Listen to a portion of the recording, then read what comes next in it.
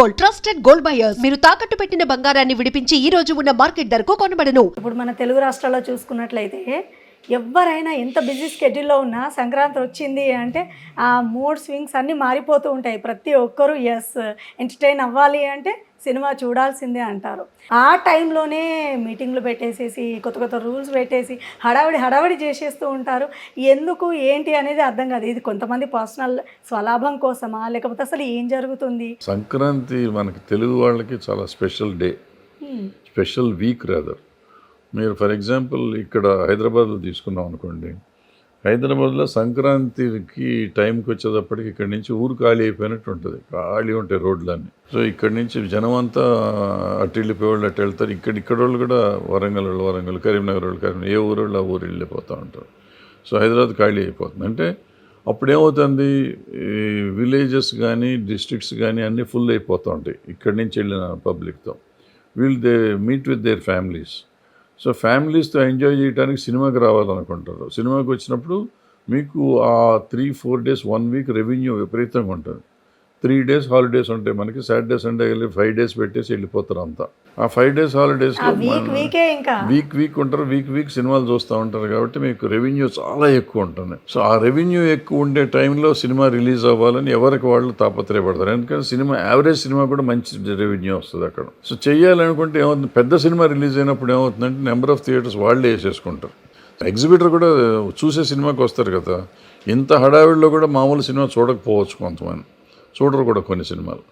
అందుకని పెద్ద సినిమాలు పోటీ వచ్చినప్పుడు డిస్కషన్ నడుస్తూ ఉంటుంది. వాళ్ళు వేస్తారు, వీళ్ళు వేస్తారు, ఒకళ్ళ మీద ఒకళ్ళు వేస్తున్నారు అనేది డిస్కషన్ వస్తుంది అనమాట. అందుకని ప్రతి ఇయర్ మీకు సంక్రాంతికి there will be some discussion. Cinema theatre release అవుతుందా అవదా, ఆ థియేటర్ వస్తుందా, ఆ సినిమా వస్తుందా, ఈ సినిమా వస్తుందా, ఆ హీరో వస్తాడా, ఈ హీరో వస్తాడా, అందరు హీరోలు వస్తారా, ఇవన్నీ డిస్కషన్లు నడుస్తాం. ఇప్పుడు వదలా అనుకుంటూ మీరు మా ముందుకు వచ్చారు. ఎవరిని వదలరు, మీరు మమ్మల్ని వదలరా? లేదంటే మేము మిమ్మల్ని వదలొద్దా? నేను 50 years నుంచి ఉన్న మధ్యలో 14 ఏళ్ళు సినిమా తీయాలి, 13 ఏళ్ళు సినిమా తీయాల.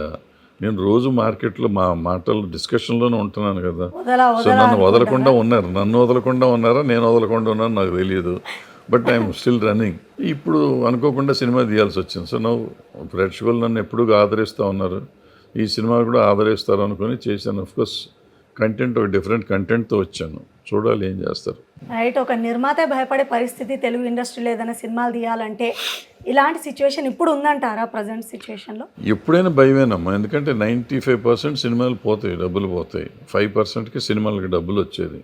అందులో 1 or 2% సక్సెస్లు ఉంటాయి, సూపర్ సక్సెస్, కోట్లు వచ్చే సినిమాలు ఉంటాయి. మిగిలిన 2% ఎంత రీజనబుల్ ప్రాఫిట్ ఉంటుంది. ఇంకో 1%కి దాని పైసలు దానికి అవుతూ ఉంటాయి. సో అందుకని 95% పోతున్నాయి కాబట్టి అందరూ భయపడతానే ఉండాల్సింది. అది భయం లేకుండా సినిమా తీయరు. రకరకాల కారణాలతో సినిమాలు తీస్తూ ఉంటారు. ఆ కారణాలు ఏదైనా అవ్వచ్చు, కానీ ఆ తీసిన వాళ్ళకి పోయినా పర్వాలేదు అనుకున్న వాళ్ళు తీస్తూ ఉంటారు. ఓకే. ఎగ్జిబిటర్, డిస్ట్రిబ్యూటర్, అలాగే ప్రొడ్యూసర్, ఈ ముగ్గురులో ఎక్కువగా ప్రాబ్లం ఫేస్ చేసేది ఎవరు? అందరూ ఫేస్ చేస్తారు. ఎందుకంటే ప్రొడ్యూసర్ సినిమా తీస్తాడు, తీసినాక ఆయన రిలీజ్ అయినాక ఆడుతుందో ఆడదో తెలియదు. ఆడితే ఓకే, ఆడపోతే ప్రాబ్లము. డిస్ట్రిబ్యూటరు ఆయన సినిమాకి కొంత ఫైనాన్స్ చేస్తాడో, లేకపోతే అడ్వాన్స్ ఇస్తాడో, లేకపోతే ఏదో చేస్తాడు. చేసినాక లేదు ఫ్రీగా కూడా చేసినా కూడా థియేటర్స్కి కొన్ని ఛార్జెస్ కట్టాల్సి ఉంటాయి. అవి కట్టలే, ఇది వసూలు చేయలేదు అనుకోండి, ఆయన కట్టాల్సి వస్తుంది, లాస్లో పడతాడు. ఎగ్జిబిటరు మొదటే ఫైనాన్స్ చేసి థియేటర్ కట్టి ఉంటాడు. సో ఆల్రెడీ ఫిక్స్డ్ అసెట్ అయింది. ఫిక్స్డ్ అసెట్ రిటర్న్ రోజు రావాలి కదా, లోన్ తీసుకుని ఉంటాడు, ఎస్టాబ్లిష్మెంట్ ఉంటుంది, ఎవ్రీ మంత్లీ పేమెంట్స్ ఉంటాయి, ఏది శాలరీస్ పేమెంట్ ఉంటుంది, మెయింటెనెన్స్ ఉంటుంది, పవర్ ఛార్జెస్ ఉంటాయి, రకరకాల ట్యాక్సెస్ ఉంటాయి. ఆయన కష్టాలు ఆయనకు ఉంటాయి. సో మంత్లీ నడవకపోతే ఆయనకే కష్టమే. సో ముగ్గురు రిస్క్లోనే ఉంటారు. మూడు శాఖలు రిస్క్లోనే ఉంటాయి. కొంతమంది పెద్ద హీరోలను తీసుకున్నట్లయితే భారీ బడ్జెట్ అనేది చూస్తూ ఉన్నాము. వాళ్ళ మూవీస్ తీయడం అయితేనేమి, వాళ్ళు తీసుకునే పారితోషికం అయితేనేమి, అదేమన్నా తగ్గించుకోవాల్సిన అవసరం ఇప్పుడు ఏమన్నా వచ్చిందంటారా? ప్రొడ్యూసర్ ఇస్తున్నప్పుడు ఇప్పుడు హీరో తీసుకుంటాడు. మనం ఫ్లాప్ వస్తే కూడా హీరోకి రేటు పెంచి పెట్టుకునే ప్రొడ్యూసర్లు ఉన్నారు ఇప్పుడు. సో వాళ్ళ హీరోలను అంటాం ఎందుకు? అది హీరోలు తగ్గించక్కర్ల, ప్రొడ్యూసర్లు తగ్గిస్తే చాలు. అంటే భారీ అంచనాలతో సినిమా తీస్తున్నారు, కోట్లు పెట్టి. మరి కొన్ని సందర్భాల్లో అటు ఇటు అయ్యే ఛాన్సెస్ లేకపోలేదు. అప్పుడు ఆ లాస్ అంతా బేర్ చేయడం కంటే ఇలాంటి ఏమైనా చేంజెస్ ఉంటే బాగుంటుందేమో అది అన్న అవ్వదు, అభిప్రాయం అది వ్యక్తం. కుదిరే పని కదా. ఎందుకంటే ఇక్కడ ఇండివిజువల్ డెసిషన్స్, ఎవరికి వాళ్ళకి డెసిషన్. ఇప్పుడు ఒక హీరో ఫ్యూచర్ ఉంది అనుకున్న హీరో 2 ఫ్లాపులు ఇచ్చాడు, అయినా కానీ అతని మీద మళ్ళీ 100 కోట్లు ఖర్చు పెట్టి సినిమా తీస్తానికి మనం ప్రిపేర్ అవుతున్నాం. అంటే మనం రిస్క్ చేసి సంపాదిద్దామనే ఆలోచన మనకుంది, ప్రొడ్యూసర్కి ఉంటాను. హీరోకి ఉంది, ఆయనకేం ఎప్పుడు రేంజ్ పెరుగుతుంది అనుకుంటే 100 కోట్లు కాదు 1000 కోట్ల సినిమాని ఆయన చేస్తాడు, ఆయన తీసుకుంటాడు ఆయన రెమ్యునరేషన్. బట్ అది అతని మీద వర్కౌట్ అవుతుందా అవ్వదని ఆలోచించేది ప్రొడ్యూసర్, తీసేది ప్రొడ్యూసర్, రిస్క్ తీసుకునేది ప్రొడ్యూసర్. సో ప్రొడ్యూసర్కి ఆశ అనుకోండి, దురాశ అనుకోండి, లేకపోతే యాంబిషన్ అనుకోండి, ఏదో ఆశతో ఆయన ఒక పెద్ద సినిమా చేద్దాం అనే తాపత్రయంతో చేస్తూ ఉంటారు. ఒక్కోసారి అది వర్కౌట్ అవుతుంది, ఒక్కోసారి వర్కౌట్ అవ్వదు. రైట్. ఇప్పుడు మన టాలీవుడ్ వరల్డ్ వైడ్గా మారుమోగిపోతుంది పాన్ ఇండియా మూవీస్తో. బాహుబలి అయితేనేమి, ఆర్ఆర్ అయితేనేమి, ఇప్పుడు ఇంకా పెద్ద వస్తున్నారు జూన్ 4న. అసలు ఎక్కడ తగ్గట్లేదు అంటున్నారు మన హీరోలు. టాలీవుడ్ ఇండస్ట్రీలో పనిచేసి ప్రతి ఒక్కరు 100% డెడికేట్ అయి వర్క్ చేస్తున్నటువంటి ఈ తరుణంలో బాలీవుడ్ ఏమన్నా మనకు టఫ్ కాంపిటీషన్ అవుతుంది అని ఎట్లా ఉండబోతోంది? ఎవరికి కాంపిటీషన్ కాదు ఫస్ట్ పాయింట్. రెండో పాయింట్, అందరూ కష్టపడతారు, ప్రతి సినిమాకి కష్టపడే పని చేస్తారు. ఈ ఒక్క పెద్ద సినిమాకే కష్టపడతాం కదా, నా వదలకి నేను కష్టపడతాను, ఇంకో సినిమా ఏదన్నా ఉంటే ఆ సినిమాకి వాళ్ళు కష్టపడతారు. అందరు ప్రొడ్యూసర్లు, డైరెక్టర్లు, టెక్నీషియన్స్ అంతా కష్టపడతారు, ఆర్టిస్టులు కష్టపడితేనే సినిమా బయటకు వస్తాం. పుష్ప బాగా ఆడింది అక్కడ, పుష్ప 2 బాగా ఆడింది, బాహుబలి బాగా ఆడింది. అంటే మనకు తెలుగు కంటే కూడా అక్కడే ఎక్కువ చేసినాయి 3 సినిమాలు. సో వాళ్ళకి ఏముంటుంది, వాళ్ళకి థియేటర్లు ఫీడింగ్కి ఆడాల్సిన సినిమాలు ఆడుతున్నప్పుడు వాళ్ళు they will be happy with that.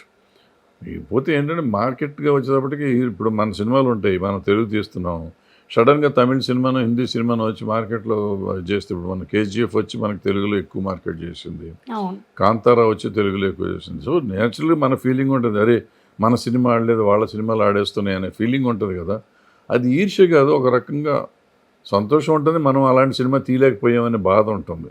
దాన్ని ఇంకో రకంగా ఈర్ష్యగా తీసుకున్నాం, లేకపోతే వాడన్నాడు వీడన్నాడు అనవసరంగా వీళ్ళు సోషల్ మీడియా వచ్చినా క్రియేట్ చేసేస్తున్నాం మనం. ఎవరికి పట్టింది, ఏదో ఒకళ్ళిద్దరు లూజ్ టంగ్ వాళ్ళు ఏదో మాట్లాడితే మాట్లాడచ్చు, ఇండస్ట్రీలో ఉన్న వాళ్ళే, ఇటు తెలుగు వాళ్ళు కానీ అటు హిందీ వాళ్ళు కానీ ఎవరన్నా మాట్లాడచ్చు. బట్ అది ఇన్ జనరల్ ఎవరికి దాన్ని పట్టించుకోరు.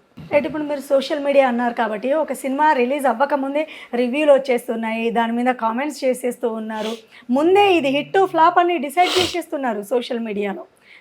ఇదేమన్నా సినిమా మీద ప్రభావం చూపుతుందంటారా?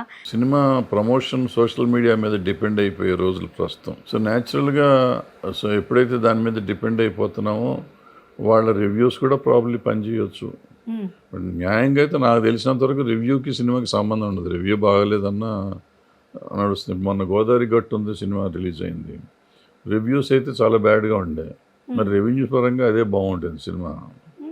సో అట్లాగే మొన్న వచ్చిన తెలుగు ఈ సినిమాలు కూడా ఫ్లాప్ అన్నారు, పెద్ద సినిమాలు కూడా.